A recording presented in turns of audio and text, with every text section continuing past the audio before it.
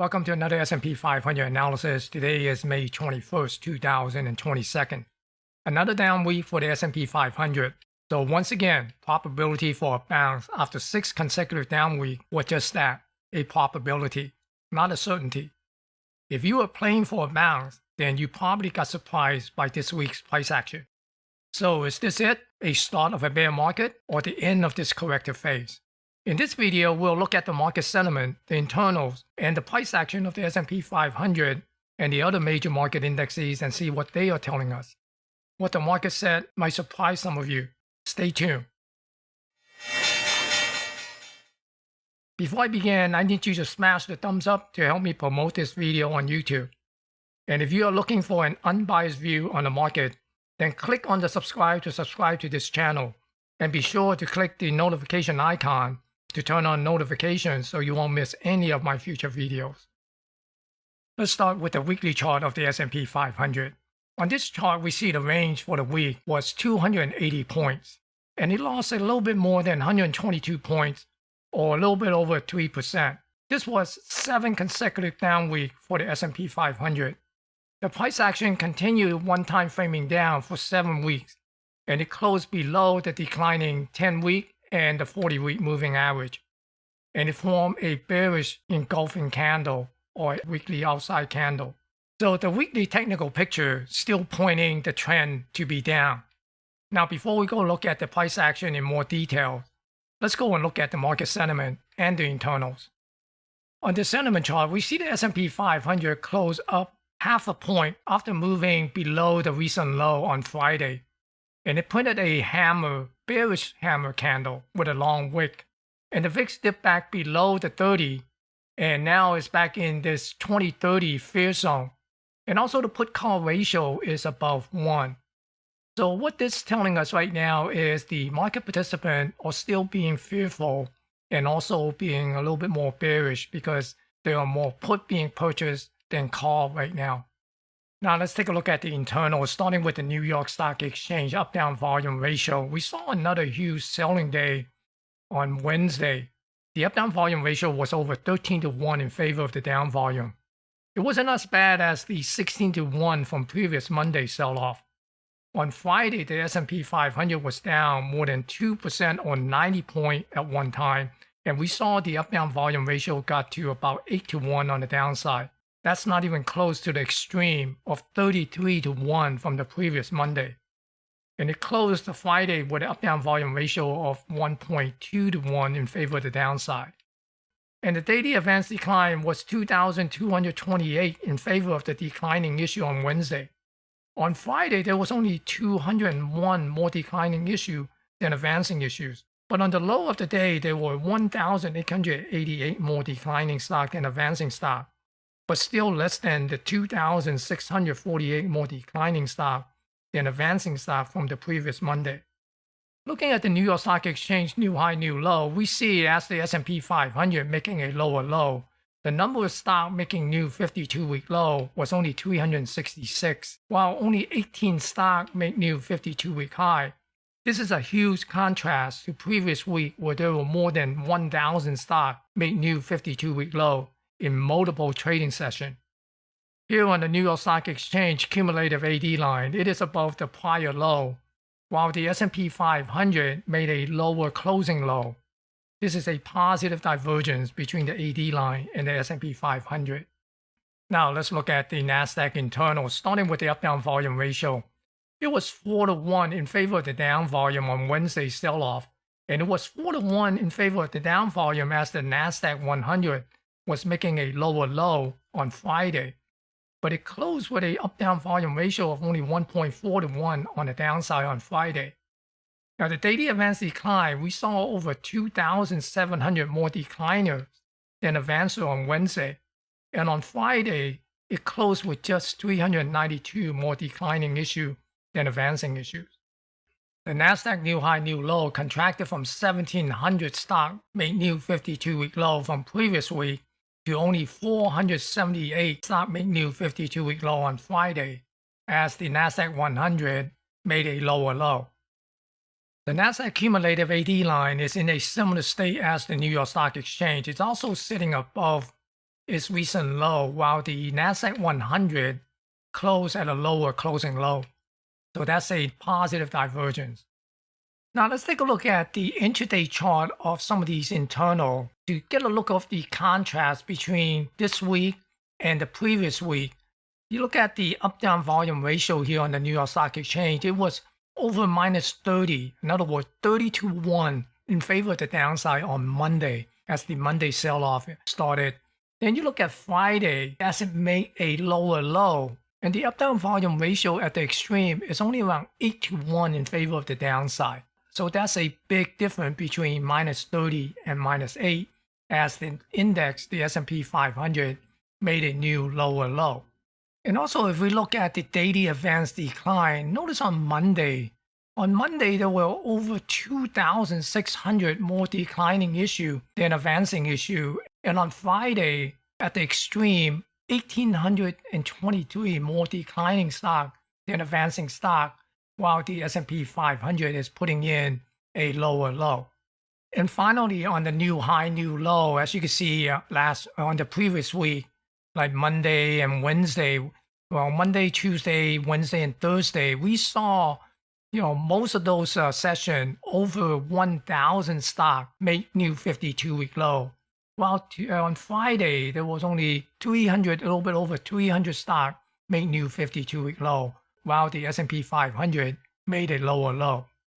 So from the sentiment indicator, they are telling us the market participants are still fearful and are getting bearish, as the put-call ratio is telling us they are betting on more downside from the market as more puts are being purchased than call.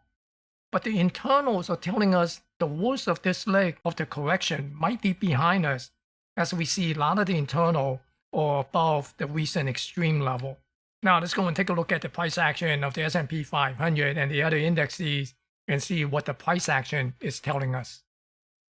Now let's start looking at the price action for the S&P 500, and this is a weekly chart of the S&P 500. As you can see on the week's low, that's on Friday, it came down and lost a little bit over 20% from its all-time high, and that put it in a bear market territory. But fortunately, it closed at 19%, somewhere 19% from its all-time high. So it is back in the correction territory. Now, also the other thing that we want to see is here, notice that it came down to this 38.2 retracement level. And that retracement level is based on the pandemic low and the all-time high.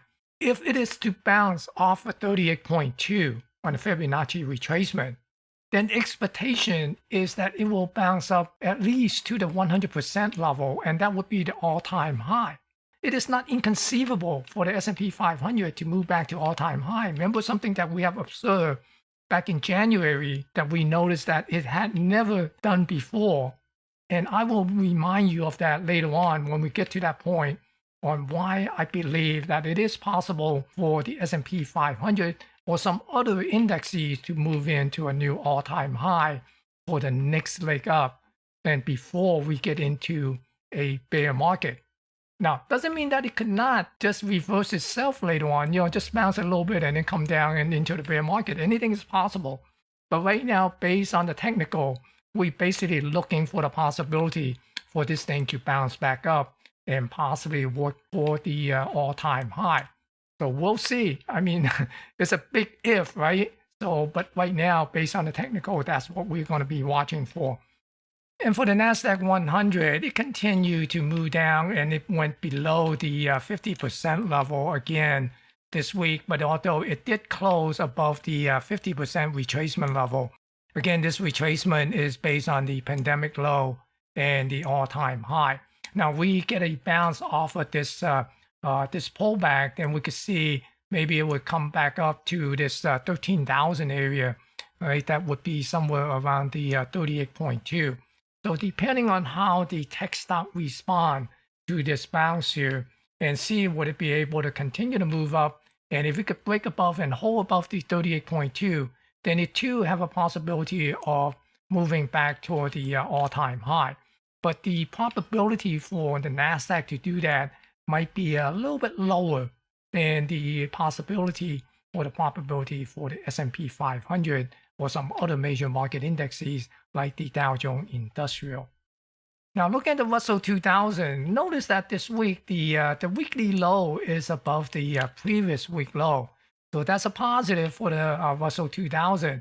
Now, right now, would it be able to continue to bounce off this 50% retracement and come up, take away this, get back above the 1888 or the 38.2 retracement and possibly get above this trend line here, essentially move back into above this 1935. So those are the upside, scenario that we have to keep an eye on, is that will it be able to get up to this 38.2 and then this 1935 level, or would it just continue to chop around here and then break down and move down to this 618 somewhere around this 1536 area? And for the Dow Jones Transportation, it is not doing that well because it broke down from this low here, and right now it's coming down to this 127 extension here and try to get a bounce off of that. So we'll see would it be able to get back above the 14,000 in the coming week. If it can't get above this 14,000, we'll continue to watch this thing to make its way down to possibly to this 12,430. That would be the 141, or essentially also in confluence with this 50% retracement. Then maybe we could see a little bit of a bounce from the transportation. So we'll be keeping an eye on the transportation on these critical level here is the 12,430 or somewhere around this in confluence with the 50% retracement, or would it be able to get back above this 14,000, this pivot low here? Right now the transportation is still in the bear market territory. And here's the Dow Jones Industrial. As you can see, the Dow Jones Industrial is still in a correction phase here, although it came down with a new lower low, but it did not get into the bear market territory. And it didn't even come down to this 382 extension, this 382 retracement near the 29,800 area, and it's still holding above this 30,000. So we'll see, will the Dow Jones Industrial come back up to get back above the 32,000 area and get back above this pivot low above the 32,272. And if it could, then we could see this thing coming up along with the SP500 and move up toward the all-time high. Because right now we're basically looking at it still more favored to the value stock than the growth stock, although a lot of the speculative growth stock has already got hammered, like Zoom, Peloton, and there are still some large cap tech stock waiting to get hammered. So that's why right now I'm not too confident about the NASDAQ moving up to a new high. But of course, anything is possible. So I'm more confident in the S&P or the Dow Jones Industrial to come up and take out this all-time high if we do get a bounce off of this corrective phase and move back up. And for the New York Stock Exchange Composite Index, the broader market index here, they put in an inside week here. And also similarly to the Russell 2000, it actually put up a higher weekly low. So essentially, we're going to be watching to see we'll be able to get back above these, this area here, 15,775 and also 16,000 to see would it be able to get back up and back into this balance area. Remember what I said about earlier that we were looking at the January. Remember this high here, this all-time high that put in by the New York Stock Exchange Composite Index. During that day when the New York Stock Exchange put in that new all-time high, that was the only index that closed at a new all-time high. All these years that I've been watching the stock market, I have never seen the New York Stock Exchange or the market top out with the New York Stock Exchange Composite Index making a new high, while all the other indexes did not make a new high. Okay, because it's a broader market index. You can't have majority of the people being correct in the market, right? That's not how it works in terms of the logic. Because the market have a tendency to punish majority of the people most of the time, not the other way around. So we could not see the New York Stock Exchange put in the new all-time high by itself and call that a market top. So that's why it gives us reason to look for another high from another index, and that could be the Dow Jones Industrial or the S&P 500. And that's the reason why I'm still, looking at the recent sell-off as a correction rather than a new phase of the market that we're entering in a new downward trend. Although it could be, there might still a little bit more upside to come before we do that. So we'll see. I mean, anything is possible. I'm not saying that it will or will not, but based on the technical and the probability, it seems to be indicating that it could be. On this 10-year yield chart, we see the 10-year yield actually pulled back to somewhere around 2.7, 2.8% this week. Now, a lot of people is talking about that maybe a lot of the people selling stock and move their money into bond.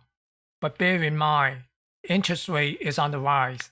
I do expect to see the 10-year yield to continue to move back up, and we probably will likely see it somewhere in the 3.5% before the end of 2022. Now, finally, on the US dollar, we saw a little bit of a pullback this week, but I believe the dollar will probably continue to move up after a little bit of a consolidation. I'm still looking at this possibility of 107, come up and hit this trend line here.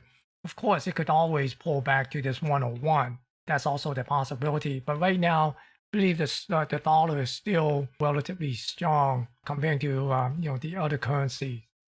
And for crude oil, crude oil has continued to move back up and try to get up to this 130. I'm still watching for crude oil to come back up, to bounce at this, come back and tag this 130 area. So we'll see. I mean, if it pull back, it's probably just going to be chopping around between this 102, 110 area, because I think it's going to sit above 100 for a while. Now, silver is kind of interesting. Got a little bounce the previous week off of this $20.40 some odd cents level here. And this week, it continued to bounce and coming back up to backtest this $22 level that we talked about a few weeks back. And so right now, we'll see, will it be able to get back above this 22, or this is just a backtest and then come back down to this 20 area. And if we break this 20 down, basically looking for this thing to come down to somewhere around this 16.5 level. So we'll see. Right now, I'm not playing or looking at silver to try to get into a trade, but I'm more interested in gold. And let's go and take a look at gold now. So here's gold. Remember, I was saying that as long as gold hold above this trend line, then I'm still looking for gold to be an uptrend. And right now, it's got a nice bounce off of this trend line here this week, and came down to close to this 1780 area. So right now, just keep an eye on it, looking at it to see, do I want to get into a set up a swing long and play gold back up to the 2000 level? Because basically, you could set up the stop underneath this trend line here, anywhere underneath this trend line, and take a stab at it. You basically play based on the probability. Now let's take a look at the SPY, the ETF for the SP500. As you can see, it came down to this 38.2 retracement level here at 380. Friday, it was actually 54 cents above this 380 mark. So in the coming week, here's what I'll be watching, is to see would it be able to get back above this 410.64. If we could get above that, then we basically are looking at the possibility of moving back up to this area here. I have this composite volume profile, and this is the composite point of control, and it is sitting somewhere around 434 area. So right now, that's basically what I'll be watching, is to see first, would it get back above 410.64, 410.64, or would it come back and dip below 380, this 38.2 retracement? If it does, then I'll be looking at this 1618 extension somewhere around 367.79. Okay, then I'll be looking at 349 on the downside. On the upside, the key level to watch for the coming week is 410. If it kicks back above 410, then the next key level to keep an eye on is this 434 area. Okay, this composite point of control. And here looking at the QQQ, the ETF for the NASDAQ 100, you can see I have a symmetry move here. Okay, I have a symmetry move from here to basically, come down here. And as you can see, that it basically pretty much tagged that symmetry move previous week. And this week it went down below it and came back up. And also, it basically bounced off this 50% retracement. Right now, we're basically watching to see will QQQ come back up to this 382 extension here at 315.59. And also, that's in confluence with this composite volume point of control here, somewhere around that 315.59 here. Okay, so basically, that's what we're going to keep an eye on is for this 315.59. So see, would it be able to get back above that? And essentially, also that is this pivot low at 317.45. So if we could see the Q get back above here, then we could look forward to possibly get back up to this area 371. But if it continue to reverse back down, then the first level I'll be keep an eye on would be this 618 at 263, and then this 618 here at 258. And finally, the Russell 2000 ETF IWM. Going to want to see will it be able to get back above this 187.92, essentially to 188, and that would be this 382 retracement level here. And if it can't, then we're basically looking for the possibility of breaking below this 50% level here at 170 and possibly come down to this 618, this 152.98 or 153 level. And that would be also in confluence with this 618 retracement level. So those are the levels to keep an eye on for the IWM in the coming week. In summary, the S&P 500 made a lower low this week with a positive cumulative AD line divergence and less selling pressure based on the up-down volume ratio. In addition, less number of stocks made new 52-week low. All these internals are telling us the selling might have been exhausted for now, and the S&P 500 and other indexes could see a bounce back up to the recent high. I will continue to exercise caution on the long side until the S&P 500 can get back above the prior pivot low here near the 4,114.65. As far as initiating new short position, I would wait for a resolution on the divergence between the AD line and the index before considering new short position. I hope you find this video to be informative, and don't forget to smash the thumbs up to help me promote this video on YouTube. Thank you for watching and stay safe.